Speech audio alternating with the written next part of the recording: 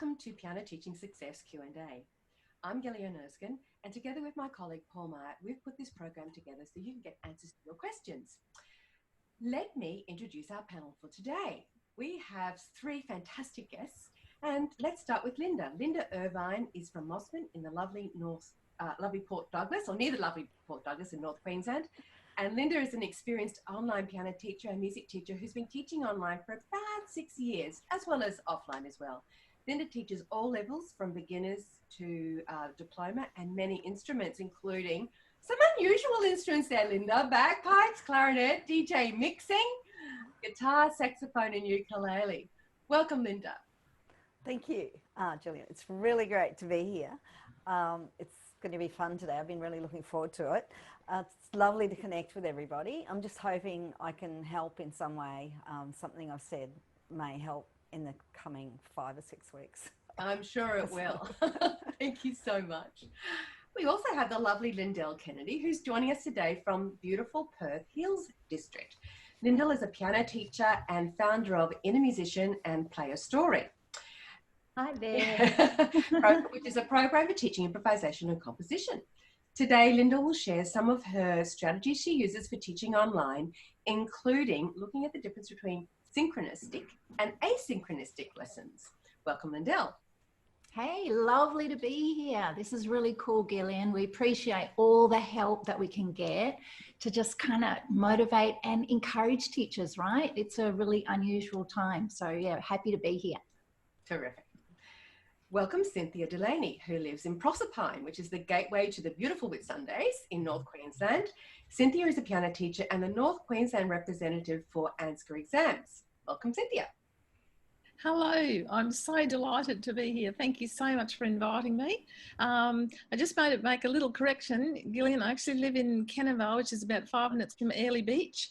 Oh, and, yeah, Proserpine's about 15 minutes away, but yeah, we are certainly the gateway of the Whitsundays, which is lovely, although we're a bit grounded at the moment. Yeah.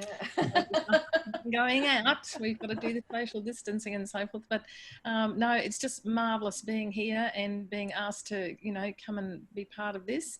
And I hope, as Lynda said, you know, I hope with what we discussed today will help teachers out there, because the last 3 weeks has been a very, very steep learning curve. It sure has been. For everybody.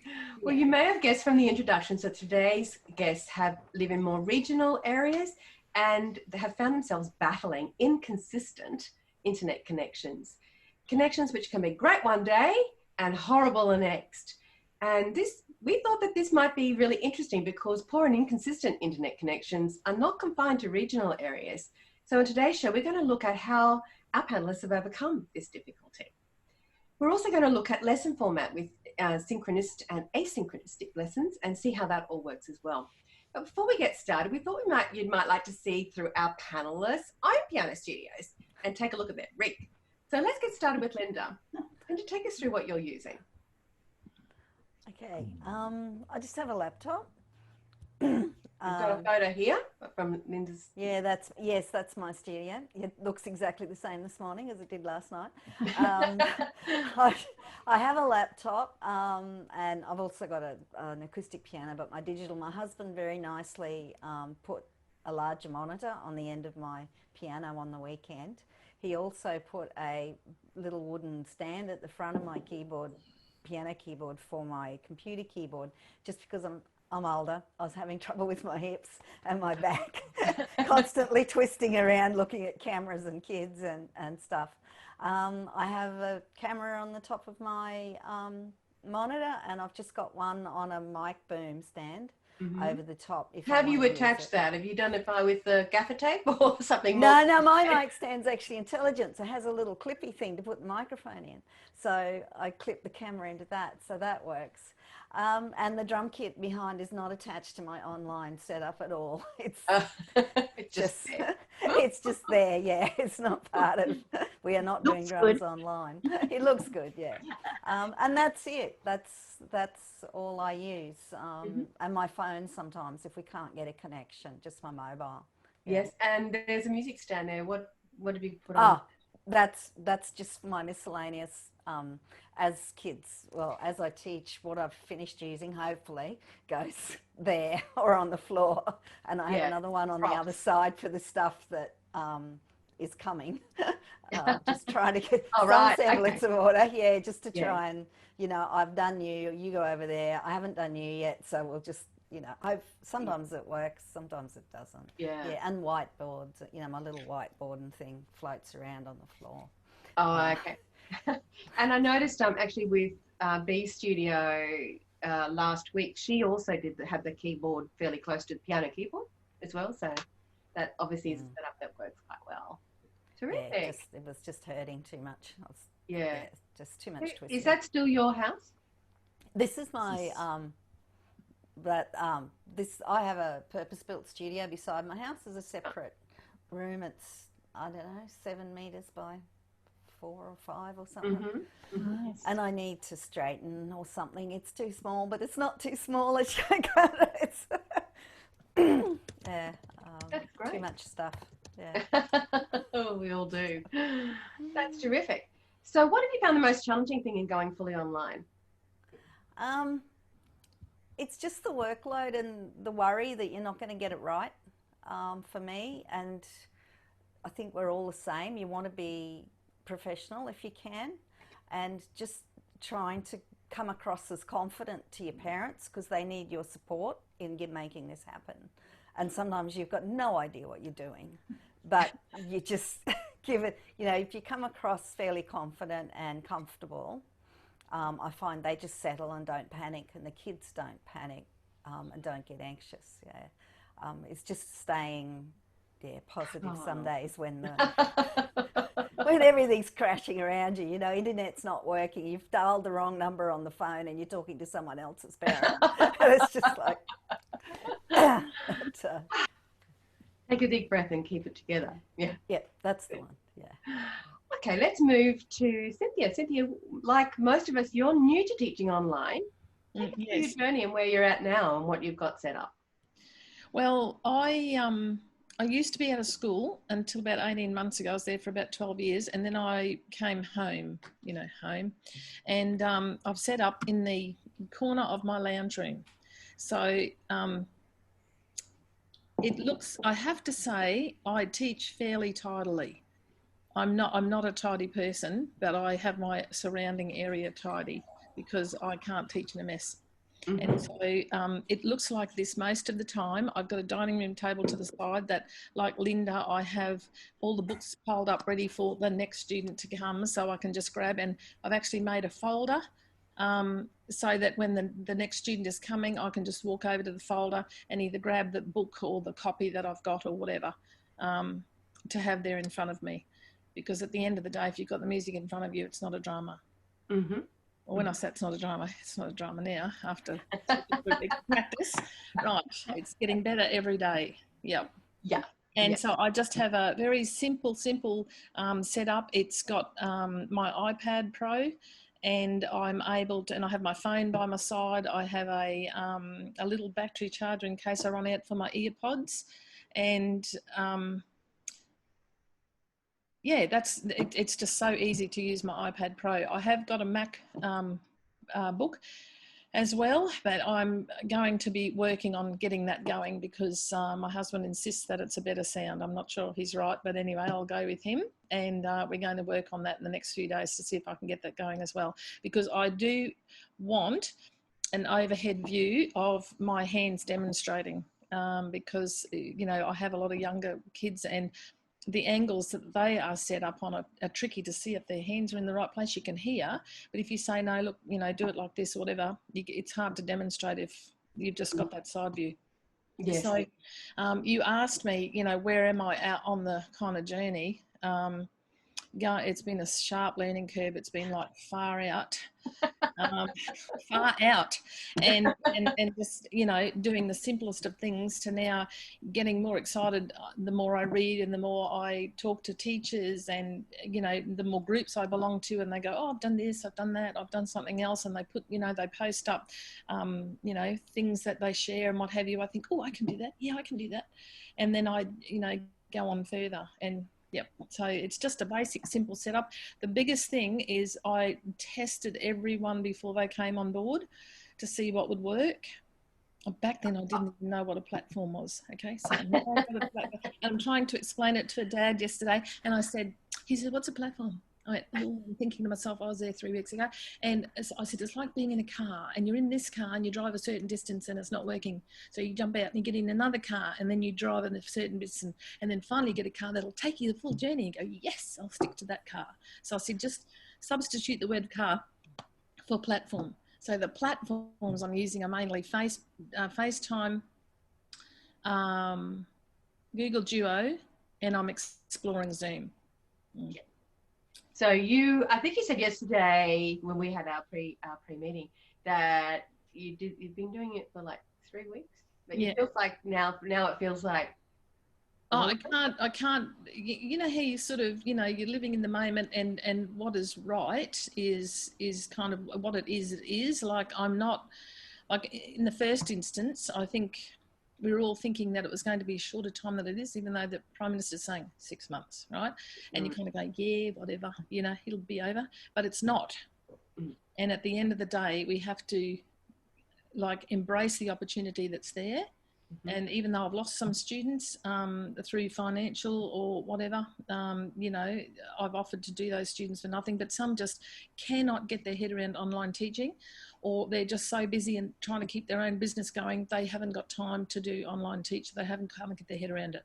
Yeah. So, you know, I think you've just got to work with students, and I'm going to keep, and that's one thing I'm doing. I'm going to send out letters to all of my students, even the ones that have stepped down for now, so that they're kept in the loop. And I might be able to, you know, nibble them back by saying, just hop on and play me a piece and send me a video, you know, like to just gradually get them back and keep them there. Yeah, keep the connection running. Yeah, I think at the end of the day, you can either just lie down and pull the blanket over your head. Tempting as that might be. But you just have to go, do you know what? You've just got to do it. You've got to do it. And you've got to do it to the best of your ability where you are at the time, and then just take another baby step. It doesn't have to come all at once. I am further along the journey than I was 3 weeks ago. Yeah. And I think I've taken my mantra, I guess, from my older son, who introduced me to a mobile phone. How long ago was that? Back then, and he handed it to me and said, "Mum, you have to come into the 21st century." Right? And then he handed me my first touch phone, and I went, "Oh, but Andy, you know." And he went, "Mum," and then he just comes along and says, "You've got to upgrade your iPad, Mum. You've got, here, I'm taking your MacBook to upgrade it." Like, I don't ask him, he comes, and then I just go, "Yep, whatever." Now I go, "Yep, whatever." You have to embrace it. You can either go to bed and pull the covers over your head, or you have to embrace it one step at a time. Yeah, and it hasn't been easy. And I know that you're great mates with Dr. Kerry Van, and that you guys have been having like daily. Is that right? Daily debriefing? Yep. I told her I was going online, and I gradually kind of flushed my kids on, right? I kind of said to them, I'm starting to teach online, but you come for an online lesson, you can come face to face if you like. I've got, you know, certain protocols in place. But I said, I will be teaching online by week 10, right? So they had 2 weeks to transition, and a lot of them, say a third of them, transitioned in week 8. And the majority of them transitioned in week 9. And then by week 10, I'd kind of diluted down who was going to stay and who wasn't. But in the meantime, my friend, who for various reasons is very, you know, she had to transition, boom, online. Everyone went online. And she's got a huge studio, and she was exhausted. And so was I was exhausted too. And she said, right, she said, you know what we need? We need a DDD. And I said, what's a DDD? She said, a daily disaster debrief. And so at the end of our working day, when we were exhausted, and she teaches later than me, we'd ring up each other and we'd take turns, and she'd go the first time, she would tell me blow by blow, student by student, every student, what happened to them that day and whether it was a success or not, or how terrible it was. And then I'd go, and in the meantime she's walking, and I I used to just sit exhausted, but she walks 10,000 steps every day. So now I beat her at her own game, because now I just walk up and down the footpath out the front at night, and the neighbourhood dogs all bark. But hey, guess what? I'm getting in my steps. And Ian comes in and we're chatting. We debrief and we take turns. And as she pointed out, which was absolutely true, we are very, very fortunate because our students are popping up into our home every day, and we can say hello, and they're showing their pets or their cats or whatever. And so we're talking and we're, you know, chatting to parents, and some parents I see now, and I've never seen them. They've dropped a child off at the door, or when I was teaching at school, you'd never see them. Now you see them because they're there helping the child with their setup. And then we're getting exercise by walking up and down.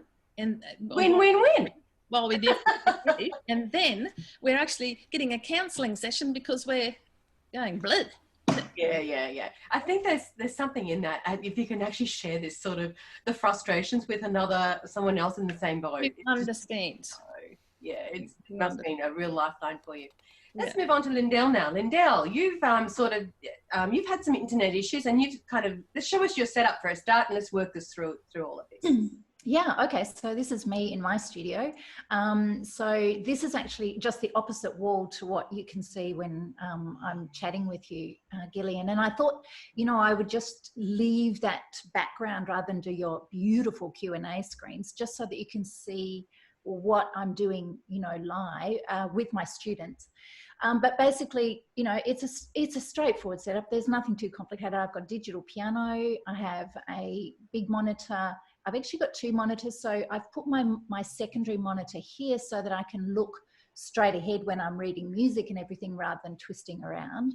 I have an overhead camera. I have an overhead light, which is much softer than, you know, using fluoros or whatever. And also it's color, you know, properly color temperature, so it doesn't look yellow, because, you know, if a lot of your tungsten lights and things that you have in the house are quite yellow.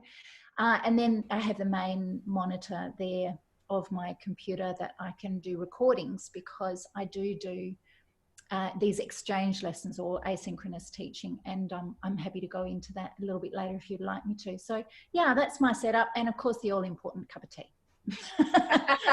Prominently. It's empty, yeah, I know. Hey, tell me. Have my butler come in the middle of recordings every now and again. Oh, yes, please.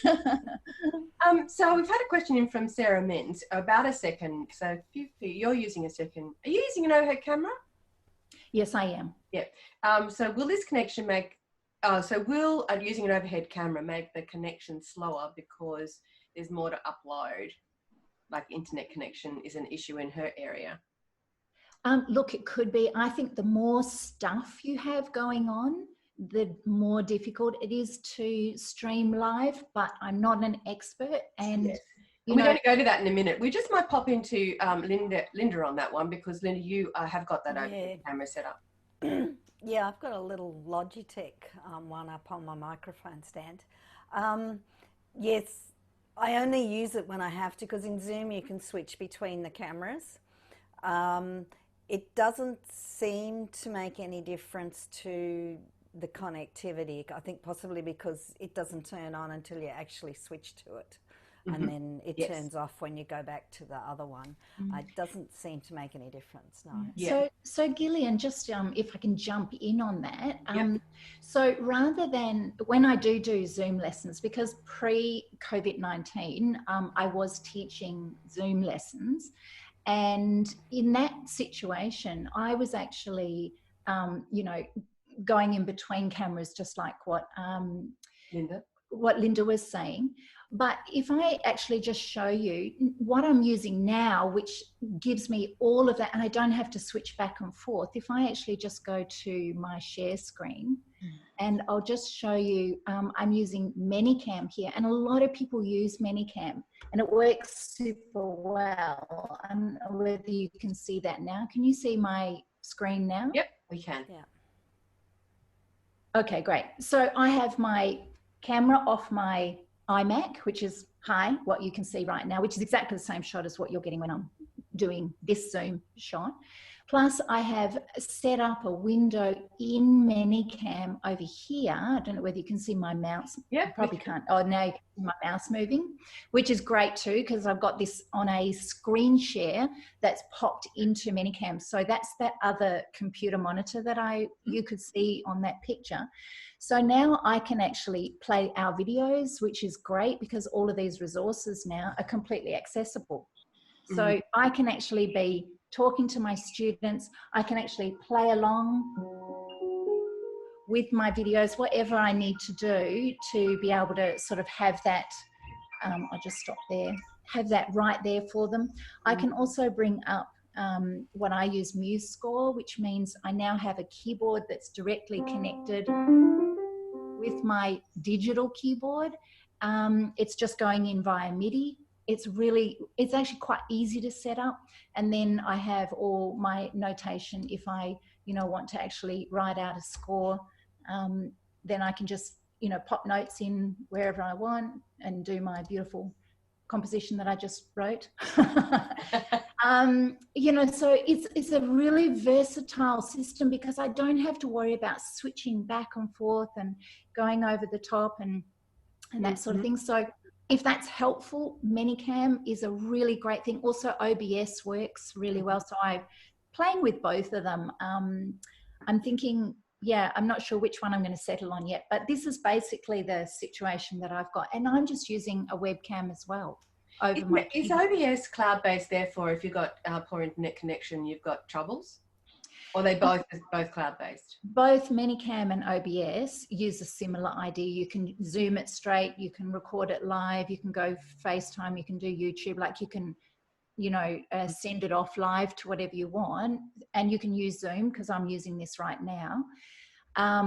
But you can also record and therefore do this video exchange or asynchronous teaching, which is what I prefer because I just get really a little bit stressed out about wondering when my internet is going to crash, which it does on a regular basis.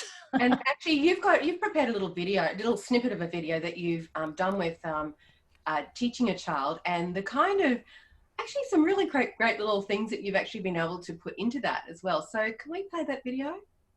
Yeah, absolutely. I'm just trying to not share with you. Are you still getting my screen share? No, we're not. Okay. All right, so this is the video. Okay. Yep. All right, very serious here. Hello, Mrs. Kennedy.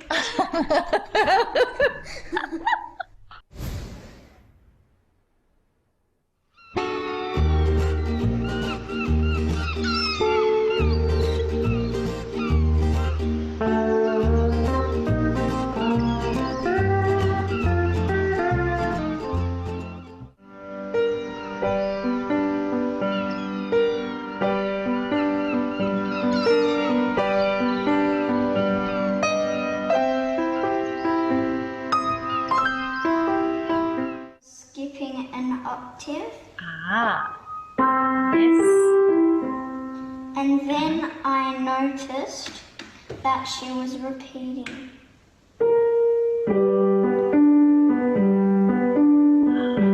Yes. And then That was cool, wasn't it? I noticed that she went really fast, like.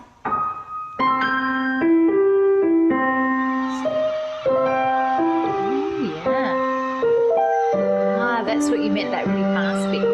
There's a word for that. It's glissando. I like it.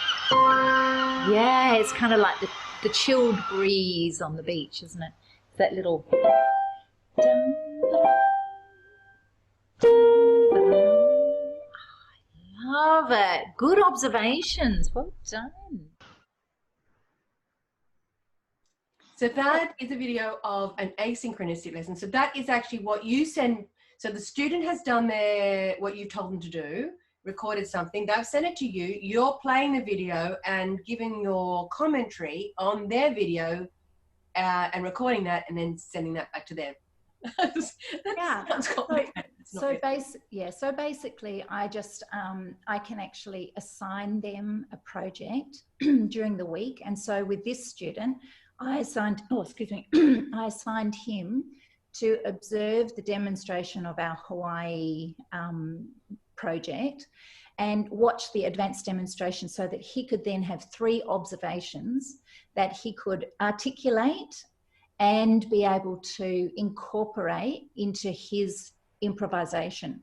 So the 2 videos at the very beginning there, that setting the mood one, and then watching the demo, are the movies that he watches at home. So I don't have to even take up time during the lesson to do that. I figure as much as, especially now we're in this online space, if I can send out as much stuff in a flipped learning situation, that's far better than us spending time with me just letting a video play on, you know, during the lesson. He can access that at home. And then he puts his iPad in front of his piano, records it, sends it up to me via you can do Dropbox, or I use OneDrive. And then basically I play his video while in that lesson that I'm recording using that Manycam setup. And he just plays and I talk over the top of him. It's very interactive in that sense. I often forget that they're not live and I'm talking to them, wondering why they don't answer my question. But yeah, it's a great way to do it because there's a couple of bonuses. They can upload anytime during their practice week. So, you know, they can wait till the last day so they've had the whole practice week to get it the best they can. Or, you know, say they can upload on a day that they actually played it really well. They're into it. It's feeling good. They're in a good place. It's at a time that really suits them. They record their video, send it up to me, and then I give them a due date. So I always say by 6 a.m. on Wednesday morning, all of your videos need to be uploaded, ready to go. I teach all the way through Wednesday. So again, I don't have to schedule only in the afternoons or only when it works or whatever. I can actually just record all on one day or on 2 days, however long it takes me. And then I tell them all your uploads will be ready on Thursday morning. So then they go in, they've got all their lesson videos that run for 20 minutes, 30 minutes, and they're off for the week. They've got all their projects. I love that little emoji face. Oh, I know, they're cute. Now that's a Manycam feature. Okay. Or is it OBS? I don't know. One of those. No, it must be Manycam because I was using it in here. I record using Screen-O-Matic. Actually, it might even be Screen-O-Matic that you can get the little emojis is one of the features. And they're really cool because you can go to their library and download the emojis you want, favorite them, and then you've just got them in this nice little box ready to send off. And you can just click it. Literally, they're all sitting there. You can just really fast have a reaction. And kids love that because, in fact, my adults love that because they're always putting emojis on their texts, right? I'm becoming very emoji worthy. Can't beat them, join them. That's it, exactly. Well, that's fantastic. So it's food for thought. If you have bad internet connection, give it a think about looking at this asynchronistic style of teaching. So we've received a number of photos in over this week from teachers around the world, and we thought you might like to see them. So we're going to look at Anne Hilber's studio from Currumbong in New South Wales near Newcastle. So it looks like Lynda, would you like to take us through what you think Anne's got there? Go on. Yeah, she's got her piano and the prerequisite jar of pens on the end. Yes, because she's got 2 screens as well. So, you know, she's got her laptop on the piano still and a screen on the rolly with the keyboard, which would make it really easy actually sort of workflow wise. It's a really cool setup actually. I'm not sure where her cameras are, to be honest. There'd be one in a laptop. But it's very, very neat, all close together, so you're not moving around a lot, which is nice. Yeah, it's good. And then she's got that extra storage thing that, as you say, you need to put everything. Is this Catherine Catherine Hill from Hornsby, maybe? I think this is. Yes, Catherine Hill from Hornsby. So, Cynthia, what do you see here? Cynthia? Yeah, well, I'm looking at it. Yeah, she's just got the one monitor there. Having experience, if she's sitting on that seat at the piano and having to turn around and swing at the monitor, that might be a bit tricky. You know, I have a swivel seat with a cushion, so makes it easier. But I like her whiteboard. I have one of those whiteboards and use it. So that's a fairly simple setup, but it works. And she looks like she's got there's a microphone or some sort of stand in the background. I don't know whether that's a light or an overhead camera. See, there's like a stand you can see, and then it just goes straight up, but we can't really see what's on the top of it. And she's got speakers, and she's using that software. What's it called? I think Classroom Maestro, that one. Yeah, Classroom Maestro software, which is really good. Terrific. And I'm so excited because Pamela Watkins from Memphis, Tennessee, shared this with us. Isn't it so lovely to have a visitor from the US? And she's got the whole ring light going on, which is, I've got one of those. That's what that big circle is. It's light, and you can go from softer light to like more yellow light to a more, which I often use because I'm so light. If I lose the blue light, I look like a ghost. Lynda, what else can you see here? Sorry, go ahead, Lynda. No, well, your turn, Lynda, honest. I keep answering for Lynda's question. Lynda answers for mine because we don't hear the end of our name. I've been thinking that. What I love is that, there's all these clamps and things that we can get. So I'm looking at both the clamp for her ring light and also her overhead. I'm thinking, actually, no, I guess that's a webcam that she's using to speak into. Clamps. I don't think you can have enough clamps. And it seems that some clamps we can still get, like webcams. I'm sorry, guys, but they just don't exist anymore. They've all been snaffled, like toilet paper. Everyone's hoarding them in their back closet. But if you can, get these clamps, you can clamp and set up things. You just need some poles. You can even make rigs out of retic piping with the corner joints, all those sort of things. Like think outside the box. Think outside the box. But clamps will make your life a wonderful place to live in. And Lynda, you had a few things you wanted to say about that photo. Did you? Oh no, it's all very neat, and I have the same little trolley with all the coloured drawers. It's really handy. It's funny seeing it halfway across the world. In another studio. She has a very nice, neat sort of, if you look at the camera, comes across very nice and neatly. It's lovely. Out, isn't it? Yes. Yeah. Because we do have to worry about visual pollution. What they're actually seeing in the background, because it's sometimes I've noticed even when we've been shooting footage in the music schools, you're in the classroom, it looks very neat and tidy. When you see it on a photograph, you think, oh gosh, there's stuff everywhere. But it doesn't feel like that when you're in the room. So just look at that and really be if you want to take it to the next level. And we've got Vivian Spencer from Melbourne. And she's very, she's got her laptop on her music stand. Now that's interesting. Yeah, I do that. I do you? Yeah. Haven't been quite game. That'd be really good actually. Yeah. You need a Manhasset or one of those stands that are like that have got sturdiness to them and are stable. Yeah. When we shoot our program up and I'm up on my piano, I've got about 3 music stands. I never used to have any, but they're so useful, those things. They are, yeah. And I think Tim Toppin, he's got something, either a music stand or a special shelf, but it's very much like that. And the Manhasset ones are great because they're gas lift and work really good. Well, we've also been, the Peter Simpson is our fabulous Forte school owner in the UK, and Peter lives in the beautiful Weald of Kent area. And as you would know, the UK has had even more severe restrictions than we have, and it happened even quicker and sooner than Australia.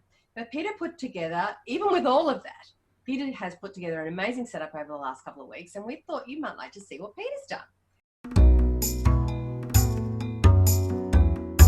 Hi, my name's Peter Simpson from Forte Music in Kent, UK, and Gillian and Paul have asked me to just show you the studio I've set up for online teaching.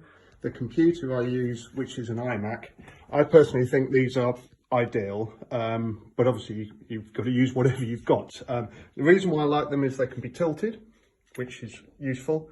They've got a good microphone, a good camera on them, and they're a nice big screen. The software I'm using at the moment is called OBS Studio, and that links in with Zoom. So what I like about it is it's got a main screen here, and then you've got down here my keyboard with an overhead camera. You've got here the menu map, which we sell, and up here what is called Classroom Maestro. First of all, the keyboard. On here I have webcam, and that shines down on the keyboard, so that when I play the keyboard here,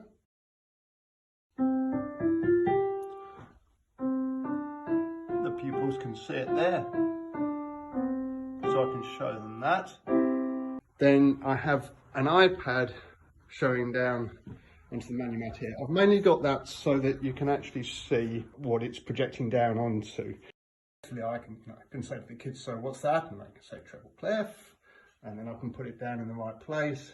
Just to show you the Classroom Maestro, share with Classroom Maestro, and then Classroom Maestro, this is nice because you can use, and you can actually point out to them. You can connect this to a MIDI keyboard, but I haven't.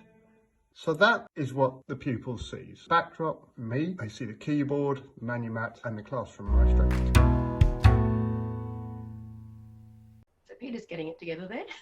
Yeah, very much so. As well. So let's move on to our first question for the day. This question comes from Maria Toth in Western Sydney. Some students are online, however, some still prefer face-to-face. Am I still permitted to teach one person only at a time and disinfect and sanitize before and after each person? Well, we've had a couple of videos, one of which, and I just want to show this video we had a couple of weeks ago, but I don't think anything's changed since then. It's from Jackie Brorman, who's a lawyer. The other question is, with the global crisis that we've got at the moment, is it possible for a student and teacher to still be conducting a private teaching lesson so long as hygiene measures are undertaken? So yes, it's the 31st of March when I'm recording this, and as at today, that is still fine so long as the proper measures are taken. The difficulty is this 1.5 metre distance, and if you can do that while teaching, then yes, you're still compliant. And obviously it'd be good to explain to people, you know, that you're Glen 20ing everything and you're wiping handles down, you're wiping keyboards down, you're wiping the chairs down and whatever else they might be touching. And so long as no one has a cold or any symptoms. So at the moment, with stage 3 restrictions, they're advising that people shouldn't go out of their house unless it's one of those 4 things that they're doing, and education that has to be conducted face-to-face is part of that. So if the education that you're providing with the music lesson can't be conducted online because you don't have those facilities or for whatever reason, then it still has to be done face-to-face. So I'm in a similar industry, you know, providing professional services, and a lot of those services can't be done online because we still have to sign and witness original documents. And so I'm at the moment trying to at least comply with you know, no more than 2 people, as in a household and me. So if it's a husband and wife, they've both come from the same household and it's me. So it's technically like 1, 2 people. And so long as we're the 1.5 metre distance apart, we're generally fine. So you don't want, you know, if it's a mother and a child, they're from the same household and it's you, no issue. The other argument that you potentially have is, you know, people can go out for necessities for shopping. Now, you're providing a retail service of teaching. And similarly, I'm providing a retail service of providing legal services. So we can still come within the shopping exemption as well, I would argue, at this point. If the Prime Minister's wife is allowed to go out and buy a whole lot of jigsaw puzzles and they consider that a necessity, I would consider people still coming to me for legal services potentially to be more of a necessity than jigsaw puzzles. And similarly, I think people going to have their education with you is more essential than jigsaw puzzles. So I hope that has sort of answered a few of your questions. Obviously, things are changing rapidly in terms of what we can still do and what we can't do. So those might change over time. So again, I don't think anyone should be reluctant to be going online. I think that that's the preference where you can. And then you're safe as well from the situation where if we're no longer able to see anyone outside of our household for a while, you'll still be able to teach. So that's kind of an interesting answer. Cynthia, what do you? Teaching in my home, and it's not a separate place, like a studio. It's in my home. I did that for the first few weeks, and I put all the hygiene things in place where children had to wash their hands, and we had separate hand towels, separate face washes. I washed every day. I wiped down the keys, and we steam mop the floor every night. Now my husband is 71 going on 72, according to the Prime Minister. He shouldn't be. He's driving buses. He's driving service buses, right? So it's kind of like a catch-22. I do not want to introduce into my home any more risk. Yeah. So, and I caught viruses 3 times last year, and one of them was pneumonia. I do not want to introduce any slight chance of risk into my home. So I would not be going down that track personally. Mm-hmm. That's totally understandable. Lynda? Yeah, I'm the same. I'm fully online now. I've got a couple of students sitting for music exams in May, so they're going to do them at my studio with everything in place. So like I've got a 4th grade and a 3rd grade piano doing the video exams with AMEB. But apart from that, I'm all online. My parents are dropping in and picking up their packets for next term, for the next 5 weeks at the moment. And we all stand out, and we had 3 parents turn up this morning all at the same time, unscheduled.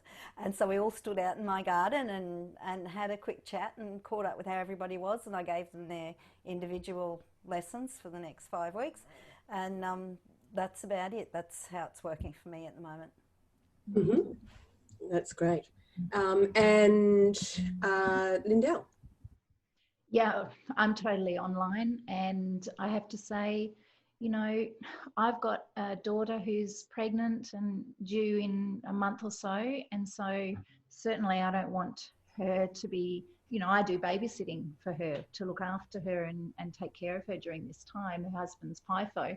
So yeah, I want to be able to be in this space that's safe, even though my studio is in a separate building on our property.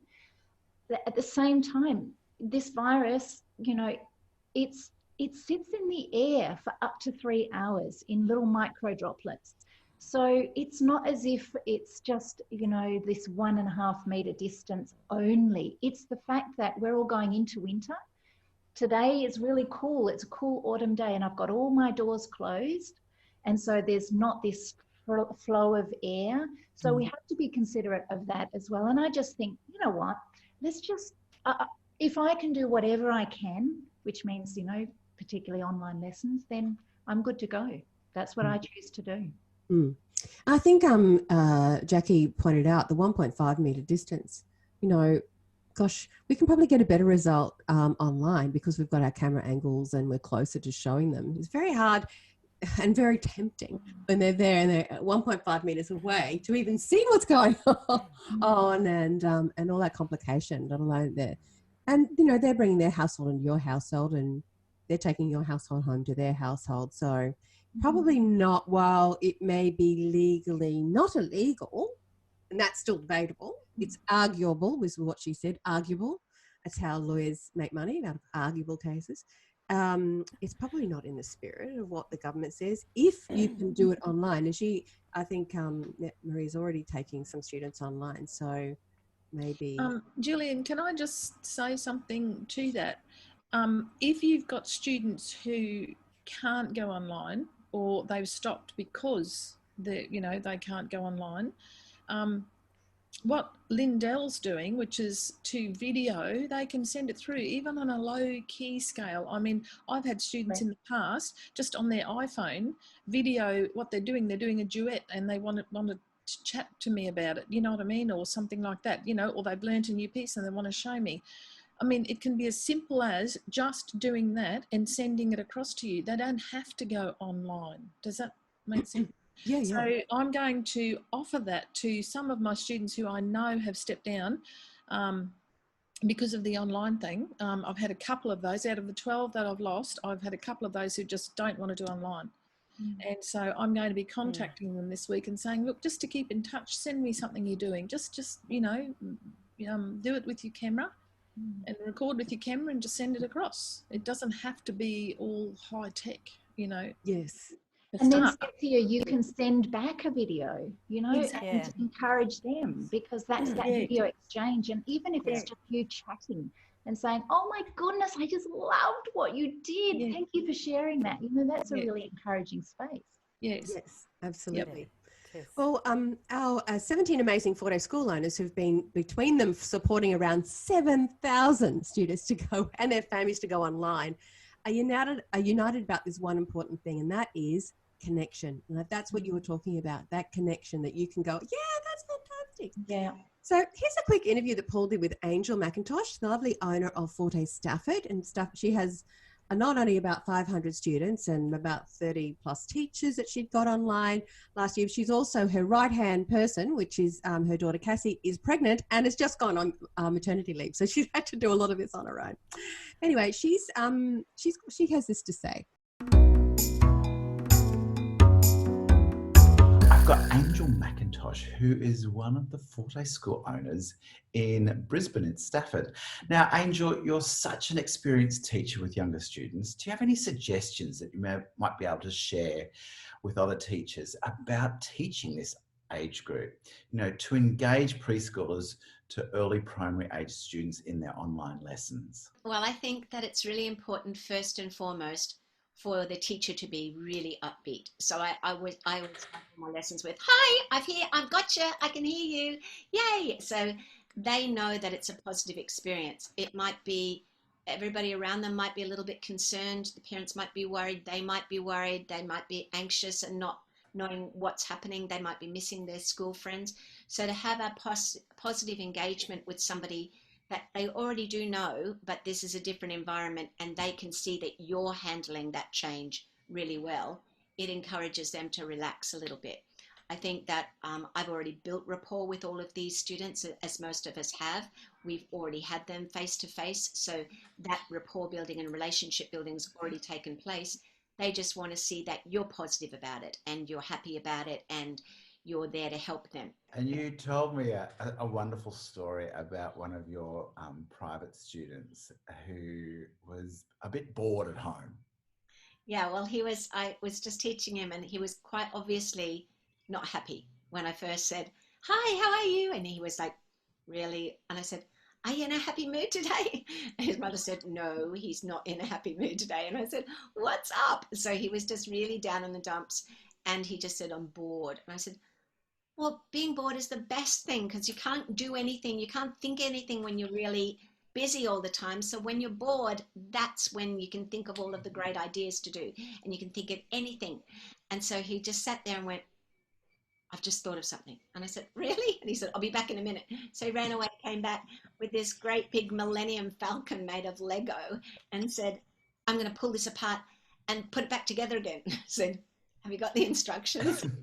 You don't want to try to do that without the instructions. He said, yeah.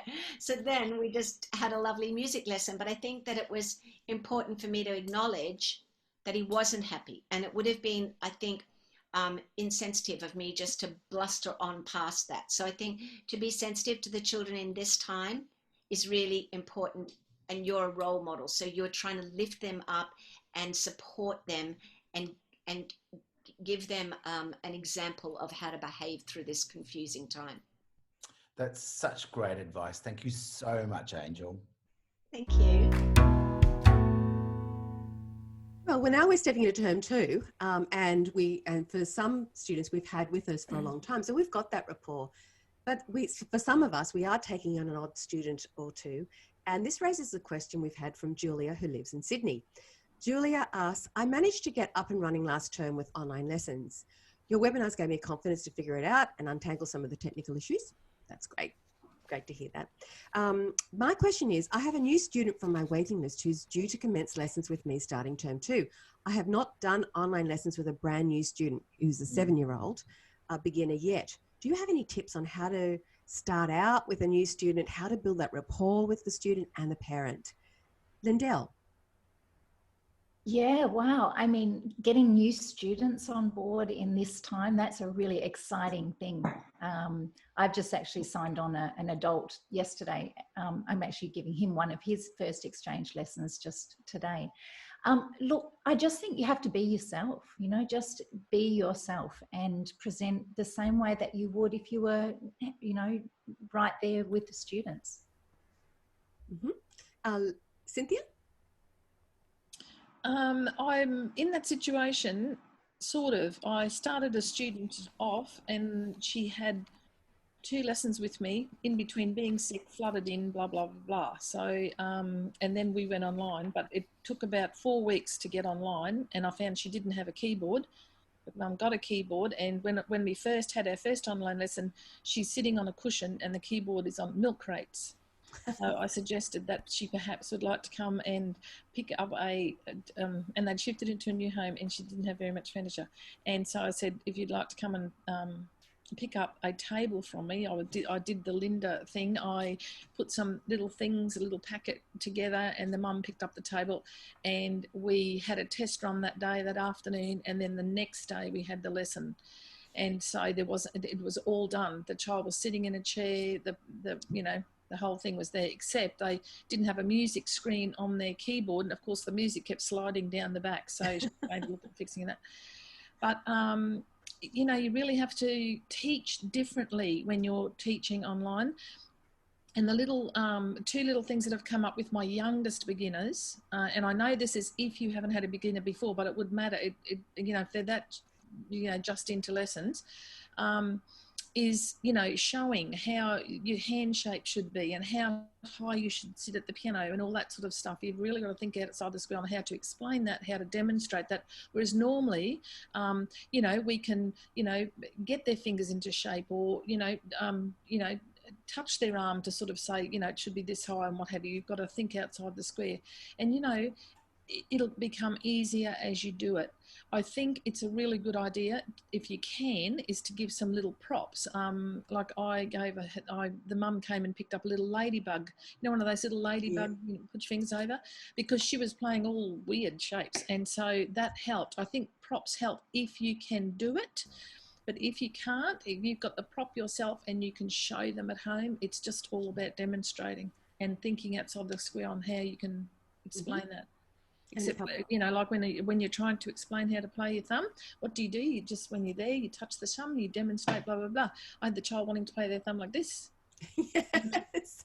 And, that took some manoeuvring to get them around on the right side. No, it's not all the other fingers, but that one. So it is, you can do it, and you just make it fun, make it the best fun, be right out there in your face, demonstrating, the kids can do it, they can. Fantastic.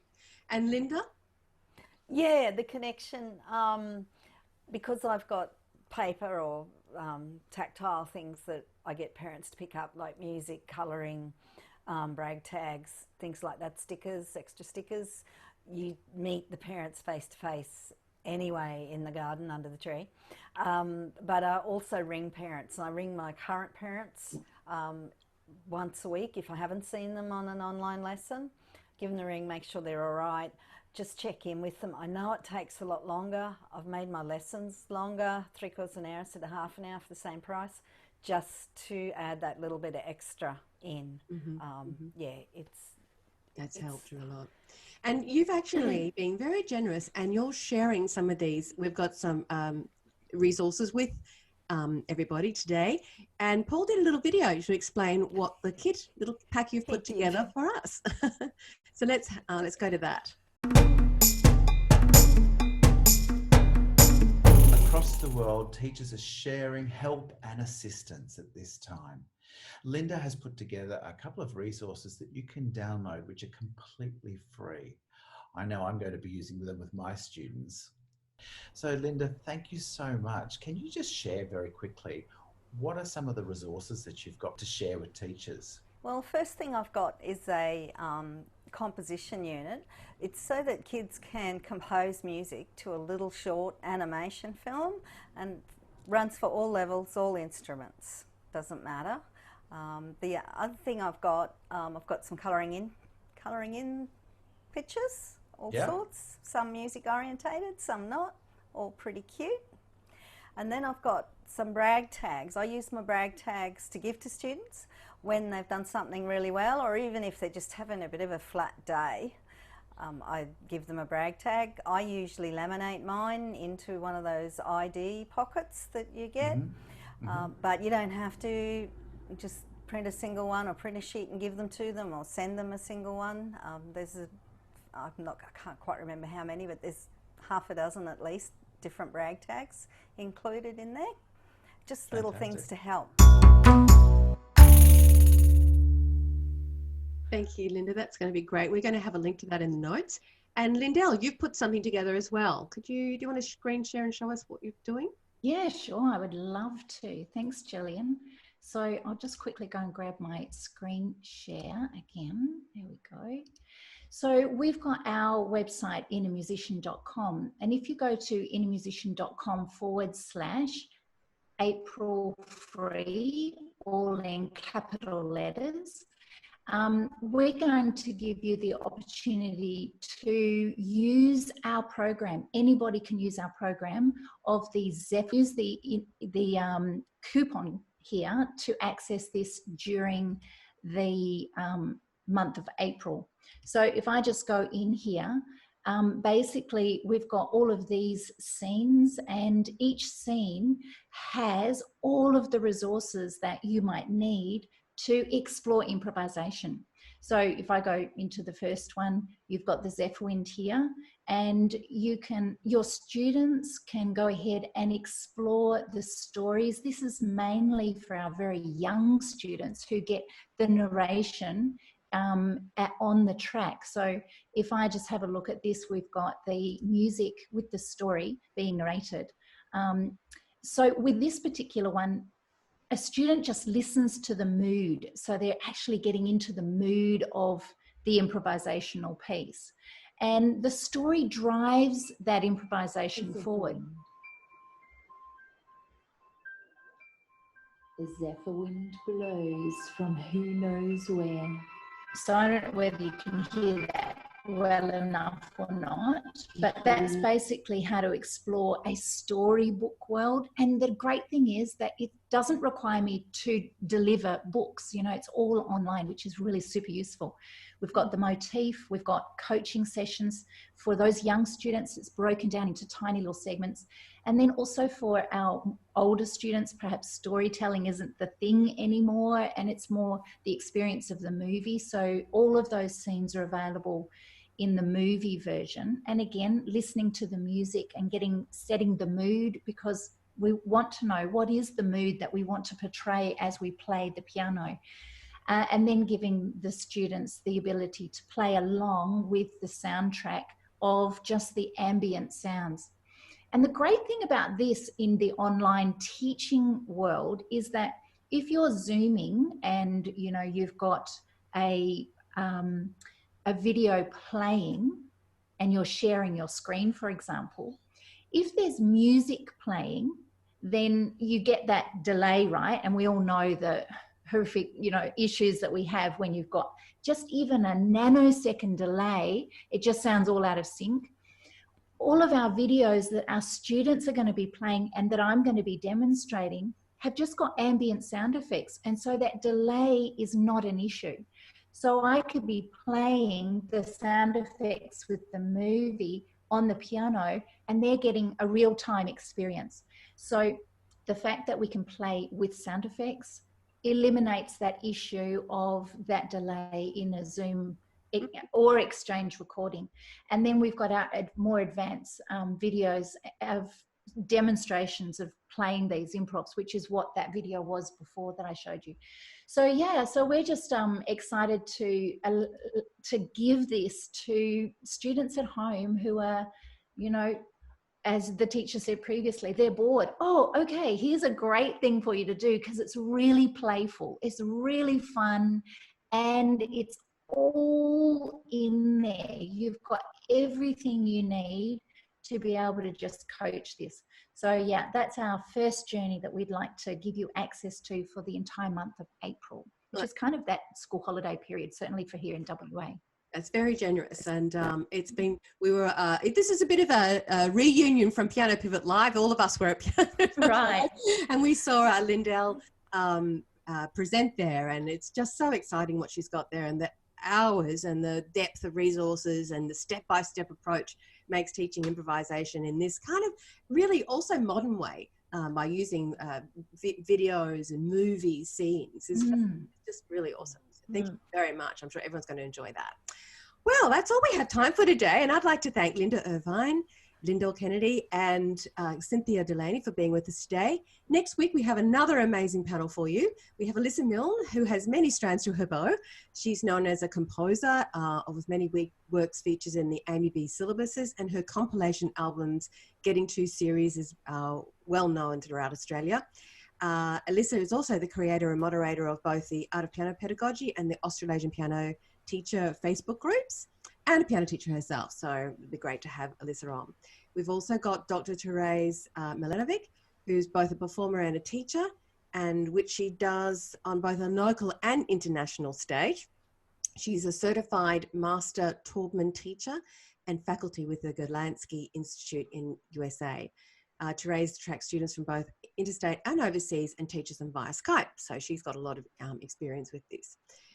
Helen Paris also specialises in classical and contemporary piano and voice, particularly pop and musical theatre, composing and songwriting.